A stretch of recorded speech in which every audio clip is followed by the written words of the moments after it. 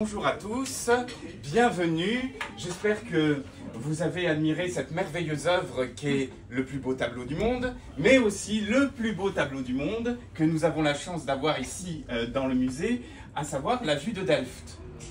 Et à propos de ce tableau, j'ai beaucoup d'anecdotes puisque tout au long de la période pendant laquelle j'ai exercé mon métier de gardien de musée, j'ai vu des réactions extraordinaires devant ce tableau. Et la plus surprenante, je crois, fut celle du petit Léo, le petit Léo qui est arrivé devant le tableau, a lu le texte de Proust qui était inscrit sur le cartel et s'est évanoui. Et sans doute le texte de Proust l'a beaucoup ému en même temps que la beauté du tableau. Et voilà voici mon assistante qui va venir vous dire le texte de Proust. Alors je vous demande de bien vouloir l'écouter attentivement. Il mourut dans les circonstances suivantes. Une crise du Rémy assez légère était cause qu'on lui avait prescrit le repos. Mais un critique, ayant écrit que dans la vue de Delft, de Vermeer, prêté par le musée de La Haye pour une exposition hollandaise, tableau qu'il adorait et croyait connaître très bien, un petit pan de mur jaune, qu'il ne se rappelait pas, était si bien peint qu'il était, si on le regardait seul, comme une précieuse œuvre d'art chinoise, d'une beauté qui se suffirait à elle-même. Bergotte mangea quelques pommes de terre, sortit et entra à l'exposition. Dès les premières marches qu'il eut à gravir, il fut pris d'étourdissement. Il passa devant plusieurs tableaux et eut l'impression de la sécheresse et de l'inutilité d'un art si factice et qui ne valait pas les courants d'air et de soleil d'un palazzo de Venise ou d'une simple maison au bord de la mer. Enfin, il fut devant le Vermeer, qu'il se rappelait plus éclatant, plus différent de tout ce qu'il connaissait, mais où, grâce à l'article du critique, il remarqua pour la première fois des petits personnages en bleu, que le sable était rose, et enfin la précieuse matière du tout petit pan de mur jaune. Ses étourdissements augmentaient. Il attachait son regard comme un enfant à un papillon jaune qu'il veut saisir au précieux petit pan de mur. C'est ainsi que j'aurais dû écrire, disait-il. Mes derniers livres sont trop secs. Il aurait fallu passer plusieurs couches de couleur, rendre ma phrase en elle-même précieuse, comme ce petit pan de mur jaune. Cependant, la gravité de ses étourdissements ne lui échappait pas. Dans une céleste balance lui apparaissait, chargeant l'un des plateaux sa propre vie, tandis que l'autre contenait le petit pan de mur si bien peint en jaune. Il sentait qu'il avait imprudemment donné la première pour la seconde. Je ne voudrais pourtant pas, se dit-il, être pour les journaux du soir le fait divers de cette exposition. Il se répétait, petit pan de mur jaune avec un auvent, petit pan de mur jaune. Cependant, il s'abattit sur un canapé circulaire. Aussi brusquement, il cessa de penser que sa vie était en jeu et, revenant à l'optimisme, se dit: c'est une simple indigestion que m'ont donné ces pommes de terre pas assez cuites. Ce n'est rien. Un nouveau coup l'abattit. Il roula du canapé par terre où accoururent tous les visiteurs et gardiens. Il était mort. Mort à jamais? Qui peut le dire?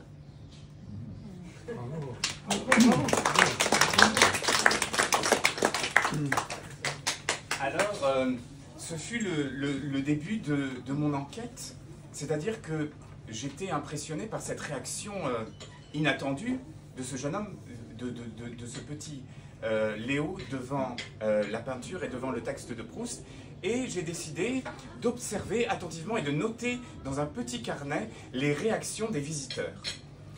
Et il y a eu des visiteurs très connus, d'autres moins connus, qui sont venus voir l'exposition et contempler, admirer cette merveilleuse œuvre qu'est la vue de Delft. Nous avons eu notamment l'honneur de recevoir un journaliste du Monde, dépêché par son journal, et ce journaliste du Monde disait, je l'ai noté, Je suis venu pour le petit pan de mur jaune, où est-il? Quelle que soit la bonne place sur le tableau du fameux petit pan de mur, Proust, avec ce que certains pourraient considérer comme un simple détail, parvient à hypnotiser Bergotte. Ça me donne envie d'écrire mon roman. Dans un roman, on peut tout dire. Ce n'est pas comme dans un article de journal, où l'on doit se conformer à la réalité avec précision et exactitude. Toutefois, la fiction permet d'atteindre souvent à plus de vérité, ou du moins à certaines vérités. Et j'ai découvert par la suite que ce célèbre journaliste, ce journaliste qui s'appelait Philippe Ridet, avait effectivement mis son projet à exécution et qu'il avait écrit ce roman, qu'il avait publié sous le titre « Ce crime est à moi ». Roman encensé par la critique et considéré à juste titre comme absolument proustien. Et le camarade qui était avec lui disait c'est drôle ce que vous dites, car savez-vous que l'épisode de la mort de Bergotte a été inspiré par la visite de Proust lui-même à l'exposition du musée du jeu de paume de 1921? Il y aurait fait un malaise. Il était accompagné de Jean-Louis Vaudoyer, qu'il a remercié par la suite en évoquant dans la recherche, précisément dans La Prisonnière, son article concernant la fameuse exposition. Alors, bon, ça avait bien commencé, je trouvais les réactions du public assez intéressantes, et parmi toutes les réactions qu'il m'a été donné d'observer, une m'a particulièrement marqué, c'est celle de cet écrivain qui s'appelle Michel Houellebecq, et oui, qui est venu lui aussi admirer cette œuvre, et qui a dit, en s'adressant à Bruno Le Maire, qui l'accompagnait à ce moment-là, je ne sais pas pourquoi, enfin bon, voilà. Bruno Le Maire était avec lui, et alors il disait, je l'ai noté tout à fait avec minutie dans mon carnet, « Cher Bruno, savez-vous que Durtal, le héros de Huysmans dans la cathédrale, s'intéresse entre autres à la signification des couleurs au Moyen-Âge? Et cet érudit nous apprend que leur symbole changea avec le temps. Par exemple, le jaune passa de signe de la charité à symbole de l'amour divin, jusqu'à devenir une allégorie de la sagesse éternelle. Le jaune devint ensuite le symbole du mensonge et de la trahison, puis la couleur des Juifs, la couleur de l'étoile jaune. Vous connaissez la fresque de Giotto, le baiser de Judas. Voilà, je l'ai là. Vous connaissez. Dans la chapelle des Scrovieni à Padoue. Donc on voit le manteau jaune de Judas. Si Jésus avait connu la symbolique des couleurs, il aurait repoussé le traître qui essaie de l'envelopper de son large manteau. Mais sans doute n'avait-il pas besoin de ce signe. Et pressentait-il son destin? Alors Bruno Le Maire de répondre, eh bien moi, ce que je cherche dans le jaune du petit pan, ce n'est pas bien entendu un symbole de l'époque des cathédrales, mais celui de la cathédrale proustienne. Une abolition du temps, pourquoi pas une adoration perpétuelle. Je me réjouis de cette superbe exposition et en voyant cette toile, je regrette d'avoir soutenu autrefois une thèse sur la statuaire chez Proust, au lieu de quelque chose comme Proust et les couleurs. Alors, il y a eu aussi d'autres visiteurs qui ont fait des réflexions tout à fait pertinentes. Je me souviens notamment, c'est son métier, d'un guide très érudit, très féru de Vermeer et de Proust, qui disait ceci, je l'ai noté avec précision dans mon carnet, comme quoi, hein, ça sert toujours.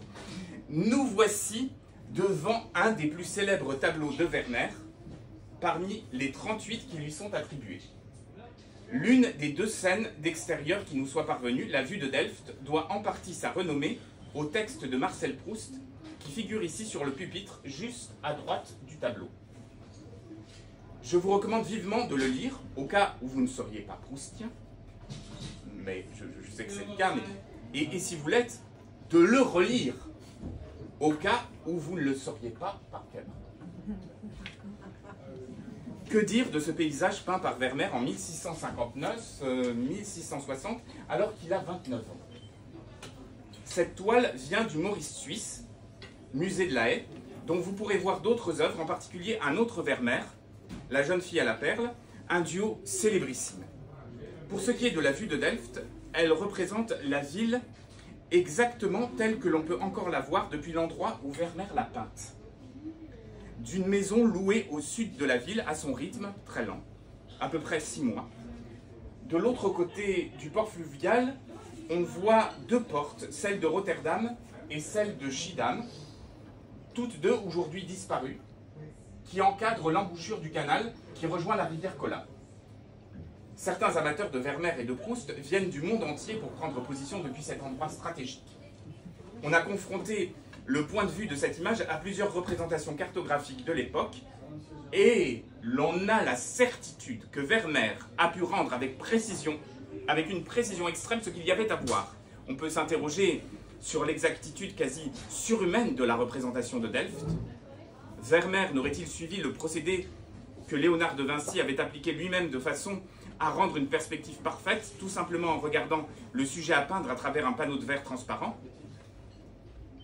Le peintre n'a plus alors qu'à tracer ce qu'il voit sur la vitre. On peut aussi faire l'hypothèse alternative, plus communément admise, que Vermeer aurait utilisé la fameuse caméra obscura. Une chambre noire, l'ancêtre de l'appareil photographique. Notez tous les détails. L'accoutrement des personnages, la nature des bateaux en chantier, des barques à harengs. Si les maisons en briques étaient bien espacées, comme sur les représentations de l'époque, en revanche, le pont avait été aplati, de façon à aligner horizontalement tous les édifices présents à une même hauteur sur le tableau. Concernant les 2 clochers, celui de la vieille église, à gauche, devrait être plus épais que celui de la nouvelle église, à droite, en pleine lumière. Comme si le point de vue du peintre avait changé, qu'il avait peint depuis l'est au lieu du sud pour le reste du paysage. De plus, les ombres reflétées sur l'eau à droite ne sont pas réalistes. Elles ont été allongées pour l'esthétique de la composition. Comme quoi, une représentation très exacte n'interdit pas, pour obtenir un effet artistique, de prendre quelques libertés impossibles à déceler en dehors d'un examen très méticuleux. Pourquoi des barques à harengs? Très bonne question. Pourquoi? Eh bien parce qu'à l'époque où Vermeer a peint le tableau, Delft était devenu un port de pêche au hareng. C'était la conséquence du refroidissement climatique qui avait valu à cette période le nom de petit âge glaciaire. Dans ce contexte, les harengs, du moins les plus frileux, avaient migré du nord vers le sud pour se réchauffer sur les côtes de Hollande. Les grandes pêches au hareng avaient lieu en juin. Encore aujourd'hui, on fête à Delft le retour des premiers bateaux lors des journées dites des petits drapeaux. Des milliers de visiteurs viennent goûter des matchs harengs frais, fin mai ou début juin. Mais, excusez-moi, pardonnez-moi, je m'égare, on est bien loin de Proust et de Vermeer, de Bergotte, enfin. Et tandis qu'il disait ces mots, il y avait une personne qui était soucieuse d'indiquer qu'il y avait une fête beaucoup plus importante que celle dont il était question, de celle qu'évoquait le guide. C'est une fameuse Catherine qui parlait, elle, d'un rassemblement, à propos de la mort de Proust, la célébration de la mort de Proust.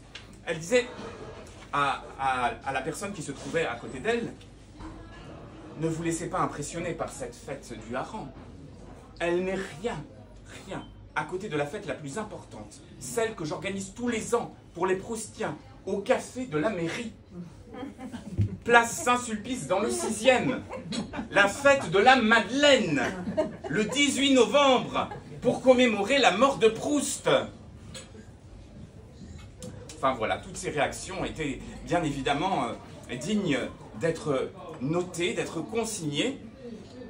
Et ce qui m'a aussi beaucoup intéressé, ce sont les réflexions sur le temps.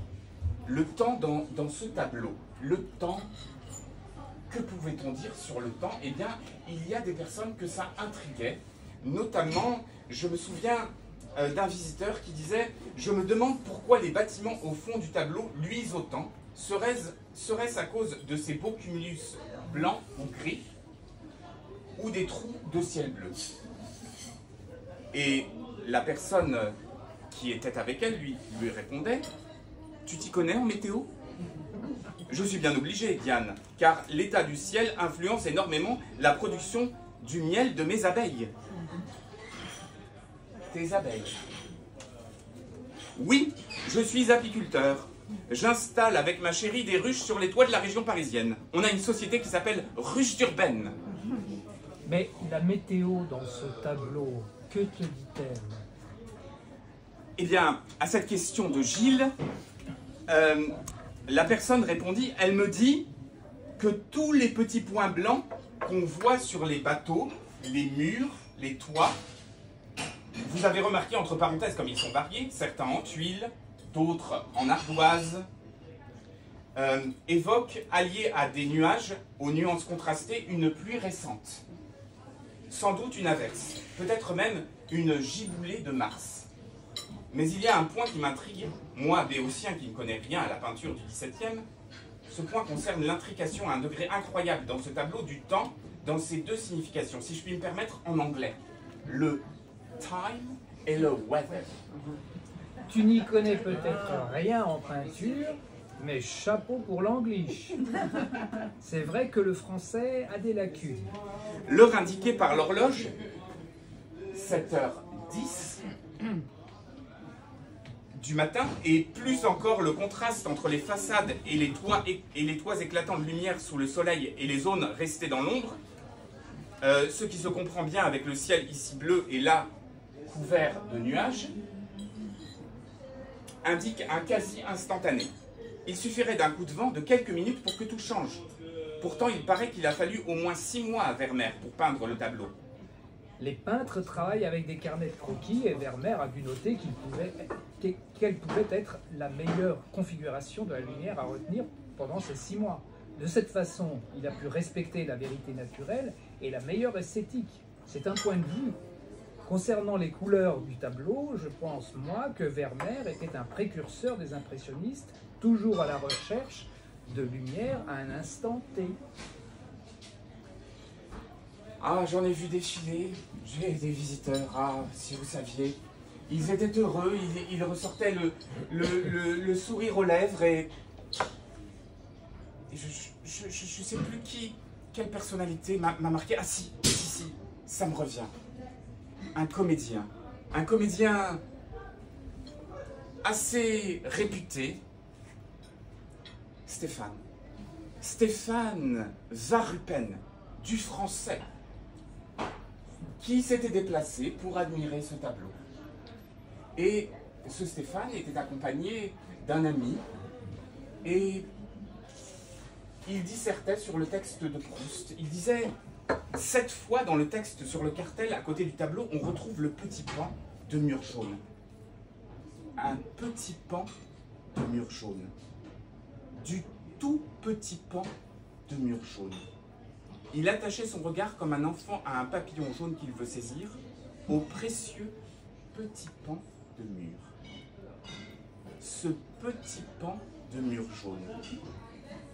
Le petit pan de mur si bien peint en jaune. Petit pan de mur jaune avec un auvent. Petit pan de mur jaune. Et l'autre l'interpellait en lui disant « Stéphane, ça t'a aidé de pouvoir t'accrocher à ce petit pan quand tu as appris le texte par cœur ?» Certainement. Ce n'est pas aussi aisé que d'apprendre des vers, mais le rythme produit par cette répétition avec ses variations, ça aide beaucoup. Et c'est même très entraînant. Et son camarade, la personne qui était là, lui disait « Ça me fait penser au boléro de Ravel, cette répétition entêtante. Et si je puis dire, l'acoustique en est même bonne. » Et Stéphane reprenait « C'est d'autant plus appréciable que lire pour la première fois, et surtout apprendre à réciter la phrase proustienne, ce n'est pas évident. On doit passer par une véritable initiation. Mais une fois qu'on a le coup, le flot vous emporte. On ne peut plus s'interrompre. L'effort à faire est important, mais la récompense est immense. Je sais que beaucoup de lecteurs de la recherche qui avaient du mal à entrer dans l'œuvre ont été convertis par sa lecture à voix haute. Et l'autre, incrédule, lui disait « Je me suis toujours demandé comment vous, comédiens, dont le gagne-pain est fondé sur l'apprentissage par cœur, vous pouvez mémoriser des centaines de lignes de texte. Ça me paraît impossible. » « Ce n'est qu'affaire de technique, » répliqua Stéphane Van Ruppen, « de persévérance et surtout de désir de monter sur les planches. » Et il se mit à réciter un extrait de La mort de Bergotte. « Mort à jamais, qui peut le dire? On l'enterra, mais toute la nuit funèbre aux vitrines éclairées, ses livres, disposés 3 par 3, veillaient comme des anges aux ailes éployées, et semblaient, pour celui qui n'était plus, le symbole de sa résurrection. »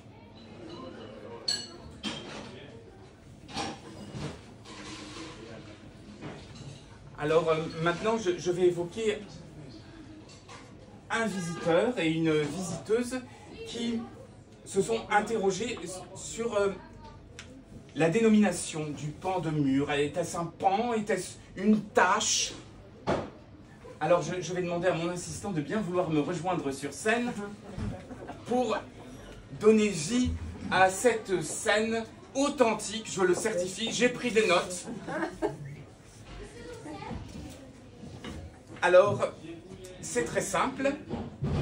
Vermeer a placé ces 2 taches de jaune pour capturer le regard du spectateur et le diriger ensuite vers les personnages en bleu, puis sur le sable rose. Il l'oblige ainsi à parcourir toute la toile en passant d'un mur à un auvent jaune et à ne rien laisser de côté. C'est un coup du peintre qui vaut bien le truc de l'écrivain qui lui fait écho. Ça me fait penser à Corot, qui mettait dans ses tableaux une touche de rouge, par exemple un bonnet. Ça attirait l'œil, ça égayait le paysage et ça faisait remarquer le personnage qui en était coiffé. Tache jaune, tache rouge, le détail qui se remarque. Le rapprochement avec Corot va plus loin que ce détail du rouge opposé au jaune. J'ai fait des recherches. J'ai trouvé dans un blog qu'avant de mourir d'un cancer de l'estomac, et non pas comme Bergotte d'une indigestion de pommes de terre mal cuites, Corot aurait dit « Il me semble que je n'ai jamais su faire un ciel. Ce que j'ai devant moi est bien plus rose, plus profond, plus transparent. » La tache jaune, ce n'est pas un détail, c'est un pan. Livière, l'auteur du blog. Bien sûr que si, ce petit pan de mur jaune est bien un détail. Mais la vraie question, c'est où est ce petit pan? Pour moi, pas de doute, je suivrai plutôt Daniel Arras, le grand spécialiste du détail dans la peinture. Dans le détail, il considère que le pan de mur jaune est celui situé tout à droite, près du bord. Il nous explique comment ce détail va être fatal à Bergotte, fasciné par la précieuse matière dont est peint ce détail. Il lui rappelle les défauts de sa propre écriture qui n'aurait pas atteint ce degré de perfection. L'extase dans laquelle il plonge l'emporte vers la mort. Ce détail, il le détache, l'isole du reste du tableau, et c'est lui, et lui seul, qui lui fait cet effet. Une révélation mortelle. Mais ce petit pan est-il rattaché au reste du roman?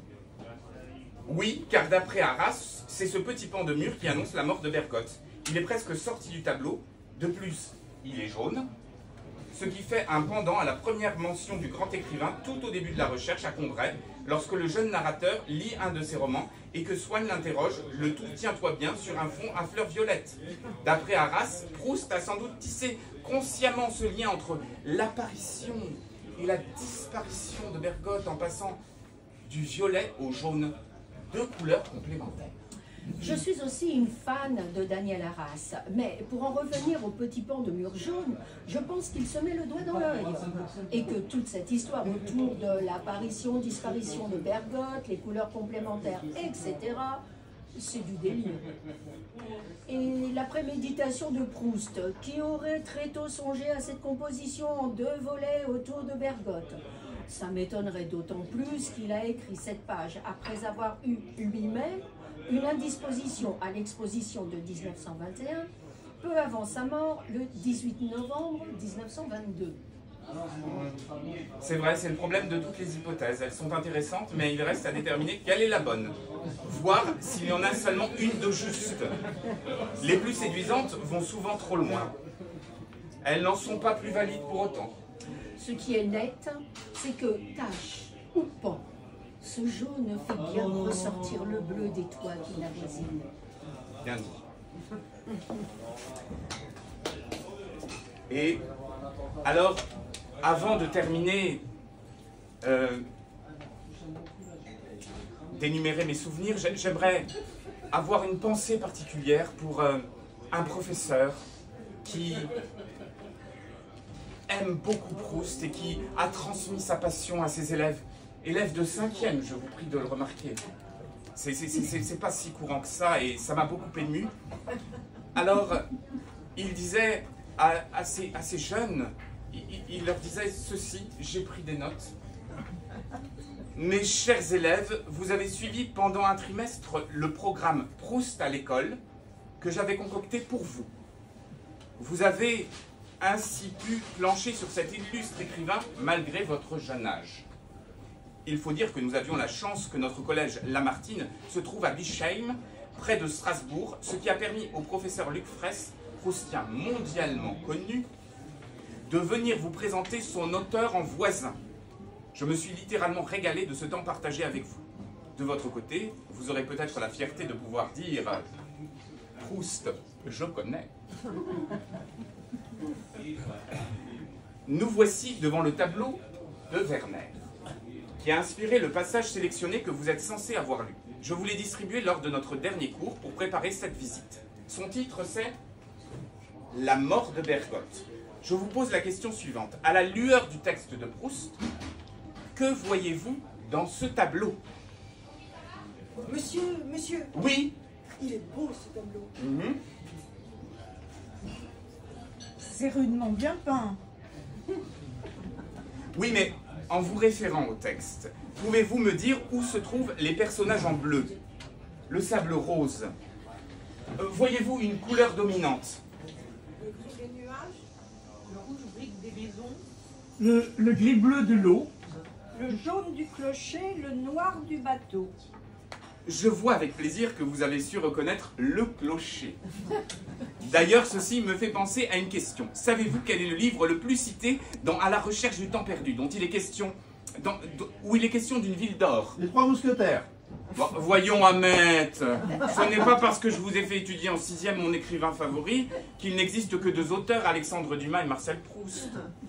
Non, c'est un livre où l'on rencontre justement non pas des clochers, Malon et un fourché, où l'on rencontre non pas des clochers, mais des minarets, et dont l'un des personnages s'appelle Aladdin. Monsieur. Oui? Et aussi Scheherazade. Très bien, très bien. Dis-le à tes camarades. Mille et une nuits. Monsieur, on sent bien la lumière qui éclaire la partie droite du tableau. Bien, que diriez-vous de l'ensemble des couleurs? Est-ce que l'une domine les autres? Oh non, elles vont bien ensemble. Comment pourriez-vous décrire des couleurs qui vont bien ensemble? En harmonie? Très bien pensé. Il se trouve d'ailleurs que Proust, adolescent, avait répondu à un questionnaire auquel il a donné son nom.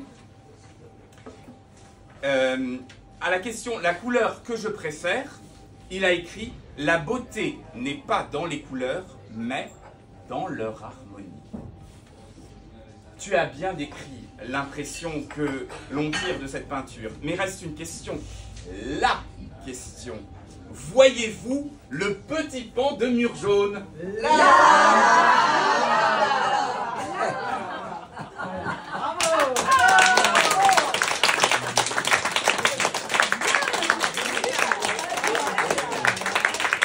Alors, je veux remercier Laurence Grenier qui a écrit ce merveilleux livre, Le plus beau tableau du monde, qui a inspiré cette lecture, qui est une lecture de son œuvre qui ne résume pas l'œuvre, qui est une façon de voir l'œuvre, une adaptation, je dirais.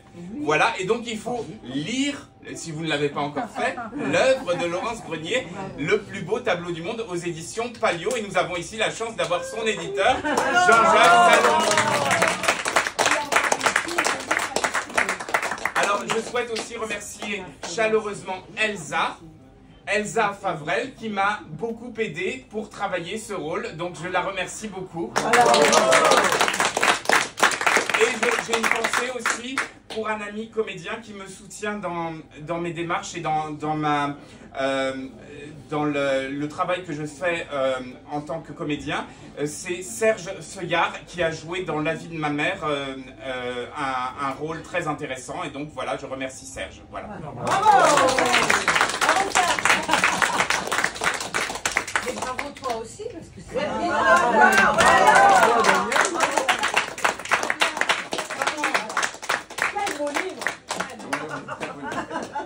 Non, c'est vrai, c'est comme